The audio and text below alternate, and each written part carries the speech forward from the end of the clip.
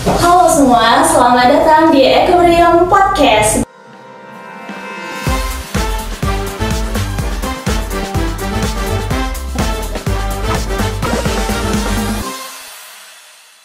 Dan jadi teman-teman, di hadapan kita udah ada nih Gubernur dan Wakil Gubernur BEM Fakultas Ekonomi dan Bisnis Universitas Riau. Dan jadi tema kita pada episode pertama ini adalah mengenal lebih dekat generasi Equilibrium. Oke, mungkin langsung saja nih teman-teman, karena sudah di hadapan kita sudah ada Gubernur dan Wakil Gubernur BEM Fakultas Ekonomi dan Bisnis Universitas Riau. Nah, mungkin masih ada sih sebagian daripada pendengar kita yang masih belum tahu siapa sih Gubernur dan Wakil Gubernur BEM Fakultas Ekonomi dan Bisnis Universitas Riau kita. Mungkin boleh perkenalkan diri dulu dari Bang Akrom, boleh silahkan. Oke, baik, terima kasih ya sebelumnya. Perkenalkan, saya Akrom Mahdi, Gubernur Mahasiswa Fakultas Ekonomi dan Bisnis Universitas Riau dari jurusan Manajemen Angkatan 2020. Bang Fazri. Oke, saya Fazri Al-Hadi Kamal dari Akuntansi 2020 yang tahun ini diamanahkan menjadi Wakil Gubernur Mahasiswa BEM FEB Unri. Oke, berarti Bang Akrom dan Bang Fazri ya. Berarti sama-sama dari angkatan 20 ya, Bang? Ya. Bang Fazri jurusan akuntansi, Bang Akrom jurusan manajemen. Oke, berarti langsung aja nih, Bang. Aku mau nanya nih, kan sekarang udah menyandang status nih jadi Gubernur dan Wakil Gubernur BEM Fakultas Ekonomi dan Bisnis Universitas Riau. Nah, ada nggak sih dulunya tuh kepikiran bakal jadi Gubernur dan Wakil Gubernur BEM Fakultas Ekonomi dan Bisnis Universitas Riau, atau memang langsung nampak nih dapat status jadi Gubernur dan Wakil Gubernur? Itu gimana sih ceritanya? Boleh diceritakan kepada kami? Mungkin boleh dari Bang Akrom dulu. Oke, baik, terima kasih ya. Kalau dari saya pribadi, ada misi menjadi Gubernur Mahasiswa itu memang dari maba belum ada. Dari maba belum ada, karena ketika itu kita COVID, kita online, sempat mengikuti organisasi, memang kita ikut organisasi, tapi awalnya itu berjalan online.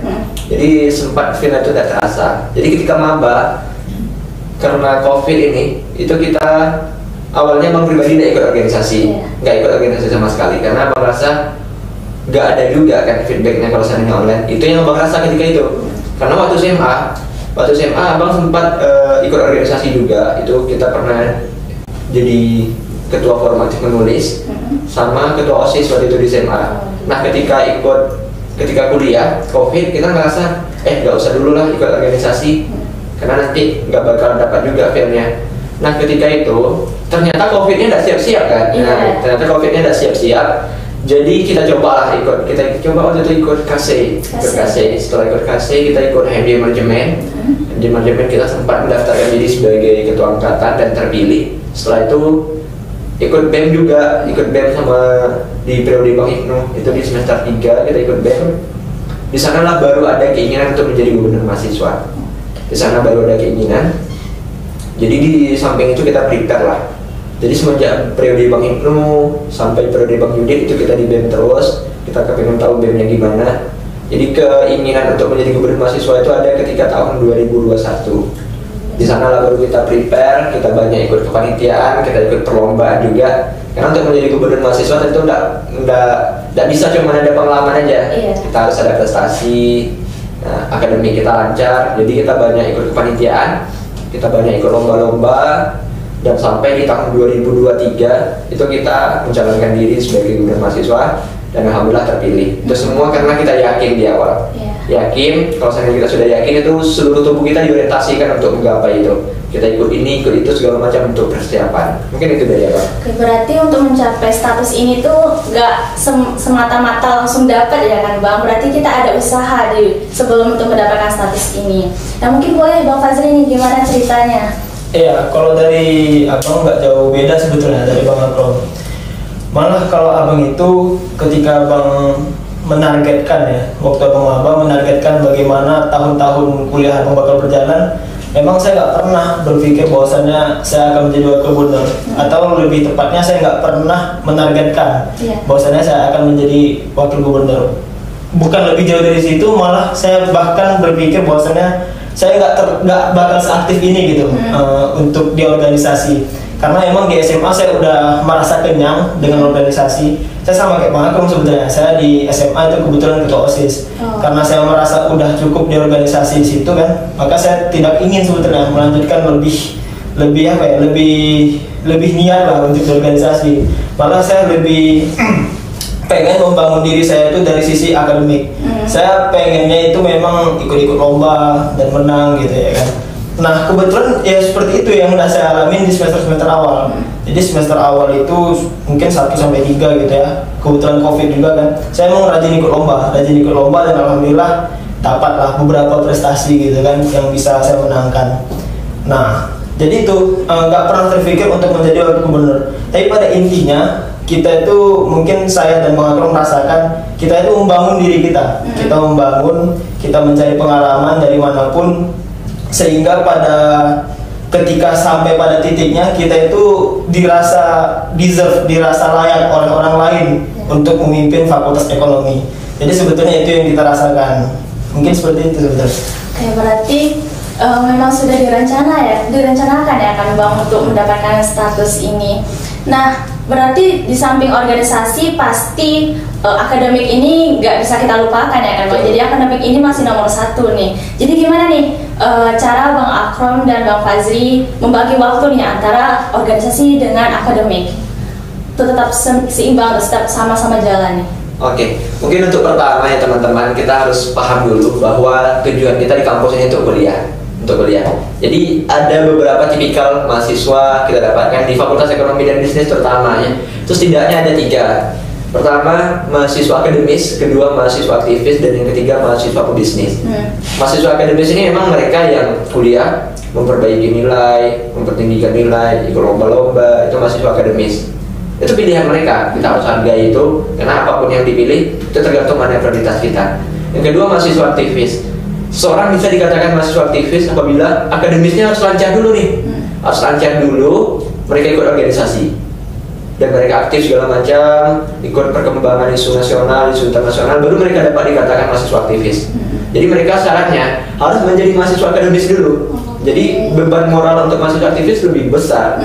Syarat mereka menjadi mahasiswa aktivis itu ya mereka secara akademis harus lancar dulu. Nggak bisa nilai mereka hancur, amburadul, kuliah tidak pernah ikut, tapi ikut organisasi. Berarti dia bukan aktivis sejati. Syarat aktivis sejati itu mereka akademisnya lancar, nilainya tinggi, prestasi yang banyak, dan mereka ikut organisasi. Nah itu baru. Kan itu yang juga menjadi ketakutan orang kan. Ikut organisasi nanti lulusnya lama segala macam. Itu yang mau kita hilangkan. Jadi untuk menjadi mahasiswa aktivis tadi, akademis kita harus bagus, kita tidak boleh abaikan itu. Dan yang ketiga itu tipikal mahasiswa pebisnis. Karena kita Fakultas Ekonomi dan Bisnis, banyak mahasiswa kita samping kuliah, dia juga buka usaha tuh. Karena inilah salah satu bentuk kontribusi kita untuk mewujudkan Indonesia Emas di tahun 2045. Semakin banyak pengusaha di suatu negara, maka makin akan maju negara itu. Jadi bagaimana cara kita membagi waktu ya? Pertama kita tentu paham dulu kita tujuan di sini itu untuk kuliah. Jadi kita utamakan dahulu kuliah kita. Kita kuliah, tentu kita kuliah ada strategi juga kan. Tidak mungkin kita masuk kelas presentasi itu aja. Untuk mendapatkan nilai bagus tentu ada berbagai macam strategi. Kita dekatin dosen, aktif di kelas. Nah itu yang kita lakukan. Jadi kita untuk akademis kita pentingkan dulu akademis kita. Setelah itu kita baru urus organisasi. Sebenarnya kita punya waktu 24 jam itu banyak. Banyak emang waktu 24 jam. Kita kuliah dari jam 7 sampai jam 10. Setelah itu kita kosong. Kita bisa ke sekretariat segala macam. Dan kebetulan sekarang semenjak terpilih menjadi gubernur mahasiswa, saya pribadi itu sudah tidak ada mata kuliah lagi. Dan sebenarnya kita magang kan, magang, dan kebetulan kemarin kita sempat lolos mendadak P2MW dan itu dikonversi magangnya. Nah inilah kemarin sempat bingung juga, ini gimana ya? Tidak mungkin kan BEM kita tinggalkan. Sedangkan kita ada aja masalah itu udah banyak banget. Apalagi di organisasi ini memang sangat problematik. Ya kan? Karena banyak manusia, banyak mahasiswa yang kita pimpin, sedangkan kita ada aja mahasiswa itu sedangkan kita ada aja masalah itu banyak banget. Apalagi kalau nggak ada, apalagi kalau sempat kita hilang 3 bulan.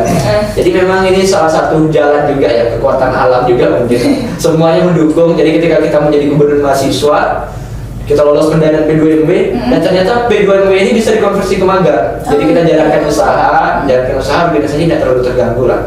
Jadi Kalau sempat kita magang mungkin ada sempat kewalahan Pak Wando mungkin. Iya. Karena kita mulai masuk pagi sampai sore kan. Sempat kepikiran juga ini gimana ya bagi waktunya. Oh mungkin gini bagi waktunya nanti. Dari pagi sampai sore kita magang, dari sore sampai malam kita stay di sekre. Sempat kepikiran seperti itu selama 3 bulan kan. Tapi alhamdulillah tidak jadi, kita lolos P2MG, magangnya bisa dikonversi. Dan sekarang alhamdulillah bisa. Kalau sebelumnya ketika menjadi mahasiswa biasa ada mata kuliah juga, memang bisa kita bagi waktu. Harus sedikit capek memang. Harus sedikit capek kita kuliah, setelah itu kita organisasi. Kan biasanya organisasi kita ikut panitia kan, ikut event-event. Mungkin persiapan ke sana aja sih. Mungkin itu dari Abang. Mungkin dari Bang Fazri gimana nih ceritanya? Iya, kalau berbicara bagi waktu ya, saya ingat tuh waktu semester 1, walaupun saya akuntansi ya, kan ada belajar pengantar manajemen. Jadi di situ emang dibahas mengenai delegasi tugas. Jadi benar kata apa yang dibilang oleh Bang Akram, bahwasanya tujuan kita kuliah itu memang untuk belajar. Jadi organisasi atau aktif di luar itu nomor kesekian. Tapi yang paling utama adalah belajar. Mungkin beberapa mesti dibiayai orang tua. Nah, orang tua itu membiayai kita itu untuk berkuliah itu ya untuk belajar, bukan untuk berorganisasi. Jadi benar bahwasanya yang paling penting bagi Abang adalah untuk menunaikan kewajiban kita tadi, yakni belajar. Nah, di samping itu, kalau kita ada tanggung jawab di luar, misalnya berorganisasi kayak Abang yang jadi wakil gubernur sekarang, itu kita bisa mempraktekkan yang namanya delegasi tugas. Apabila ada satu agenda yang tumpang tindih, jadi kita juga bisa urutkan yang skala prioritas gitu kan. Jadi di mana nih kira-kira kita itu lebih dibutuhkan? Kalau lah di panitia kita hanya sebagai anggota gitu kan, tapi di satu sisi kita bentrok dengan kelas, maka alangkah lebih baiknya memang kita untuk mengambil kelas, ya kan? Tapi di satu sisi, kalau seandainya memang kita itu dibutuhkan di kepanitiaan, sedangkan bentrok dengan kelas, mungkin memang ada waktunya, ada timingnya, di mana kita ya bisa ambil absen gitu kan, walaupun ini nggak dianjurkan ya, walaupun ini nggak dianjurkan, tapi hal yang ingin Abang tekankan adalah bagaimana kita menyusun skala prioritas. Nah, apabila pertemuan itu urgent ya kan, misalnya kita sebagai ketua panitia harus bertemu dengan wakil dekan, di satu sisi memang ada waktu untuk kelas gitu, kita mungkin ya bisa mengurutkan skala prioritasnya. Ini kalau kita nggak ketemu wakil dekan mungkin acara nggak jalan dengan lancar gitu kan. Sedangkan kelas ada 16 pertemuan. Jadi itu penting untuk teman-teman agar mengurutkan skala prioritas sehingga teman-teman bisa memilih di mana teman-teman itu lebih penting, lebih krusial posisi teman-teman gitu. Tapi ingat, yang terpenting ketika kita duduk di bangku kuliah adalah belajar. Nah, jadi seperti itu ya teman-teman, bagaimana cara membagi waktu, tips cara membagi waktu dari gubernur dan wakil gubernur dari Fakultas Ekonomi dan Bisnis kita. Nah, aku dengar-dengar nih Bang Fazri dan Bang Akram ini kan dari 2 jurusan yang berbeda nih kan. Nah, aku dengar-dengar sebelum Abang dipasangkan nih jadi gubernur dan wakil gubernur itu sebelumnya memang udah berteman ya, udah berteman. Nah, dulunya sebelum jadi BEM Bang Akram dari KASE ya kan, organisasi KASE. Kalau Bang Fazri dari organisasi apa nih sebelum dari BEM? Oh ya, sebetulnya berkesinambungan lah sama yang Abang jelaskan waktu pertanyaan sebelumnya tadi ya. Bagaimana Abang berpikir bahwasannya Abang bakal jadi wakil gubernur itu kan? Ya, sebetulnya Abang membangun diri Abang itu dari himpunan mahasiswa akuntansi. Ya, Abang aktif di sana kan. Di samping Abang aktif untuk berambisi ya, untuk meraih prestasi ya, Abang juga aktif tapi secara kecil-kecilan bahasanya di himpunan mahasiswa akuntansi. Kalau ada kepanitiaan Abang ikut gitu. Jadi aktif di himpunan mahasiswa akuntansi. Oke, berarti intinya sebelum dari BEM itu dari 2 organisasi yang berbeda ya kan Bang? Nah, ini pertanyaan yang mungkin aku pribadi itu sangat bertanya-tanya nih, dan mungkin juga sebagian pendengar itu sangat bertanya-tanya. Kan dari 2 organisasi yang berbeda nih, gimana sih ceritanya kok bisa berteman, bisa bertemu, ini gimana ceritanya? Mungkin boleh diceritakan dari Bang Akram dulu, boleh? Oke, biasanya orang berteman itu karena punya kesamaan kan? Karena berteman kita karena punya kesamaan.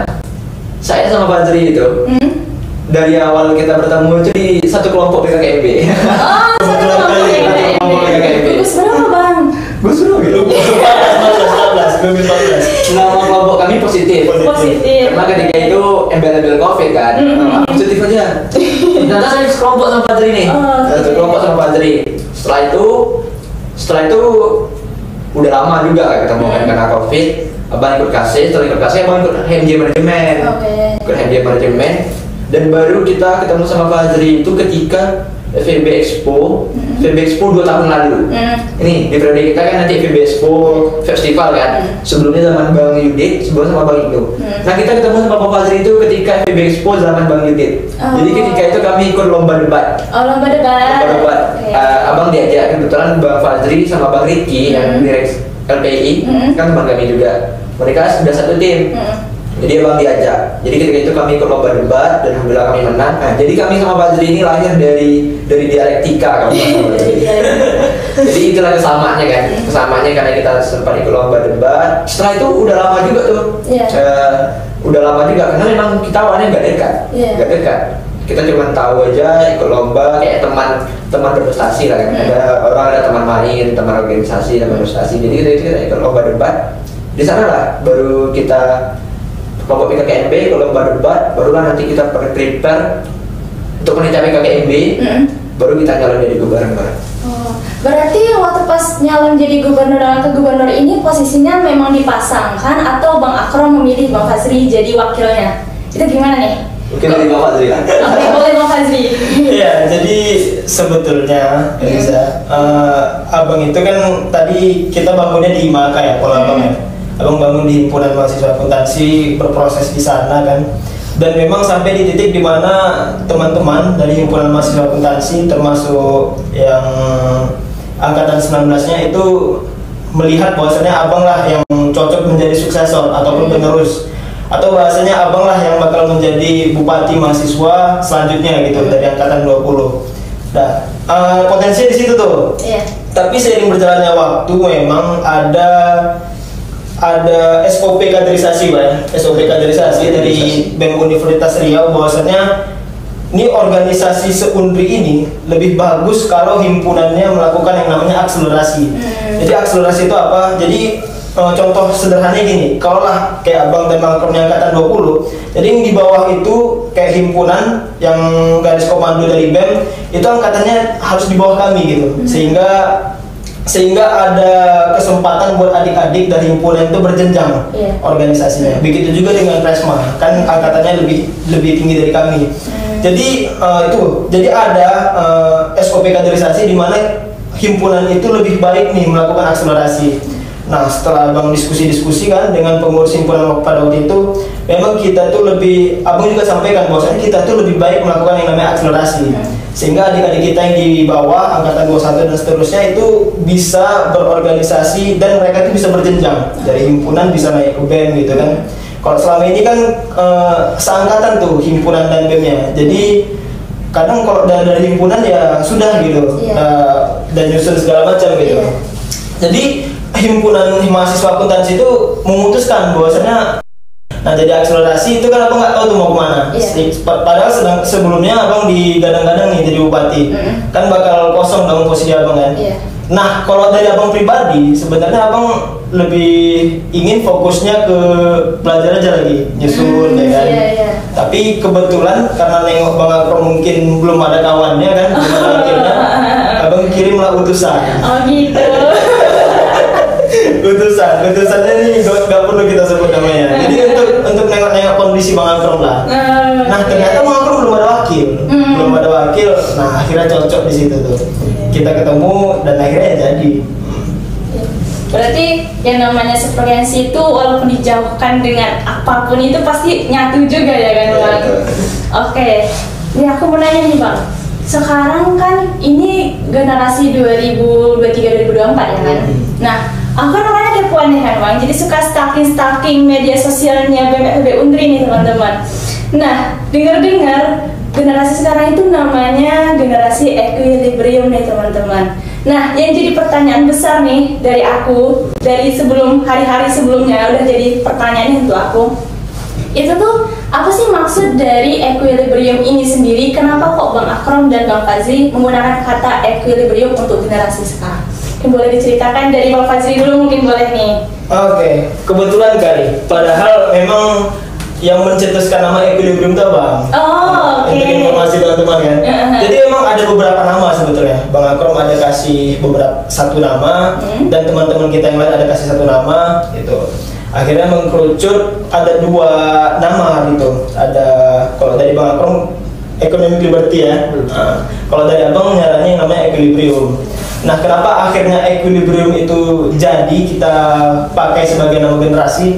Karena memang untuk dari segi definisinya aja itu bagi Abang cukuplah untuk menggambarkan bagaimana BEM satu periode ke depan di bawah kepemimpinan Bang Akrom dan Abang.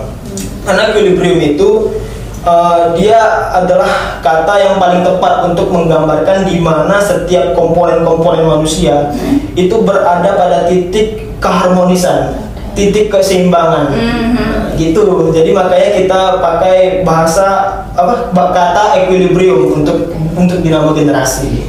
Karena kata equilibrium ini dalam bahasa ekonomi memang keseimbangan harga nggak sih ya, bahasa ekonominya. Nah jadi sesuai juga nih sama fakultas kita ya kan Bang, ekonomi dan bisnis. Cocok banget ya equilibrium, bagus ya katanya. Oke, menarik sekali ya agenda dari BEM ini. Oh ini berarti BEM ekonomi. Ya, Satu lagi Yang ada podcast ini. ya ada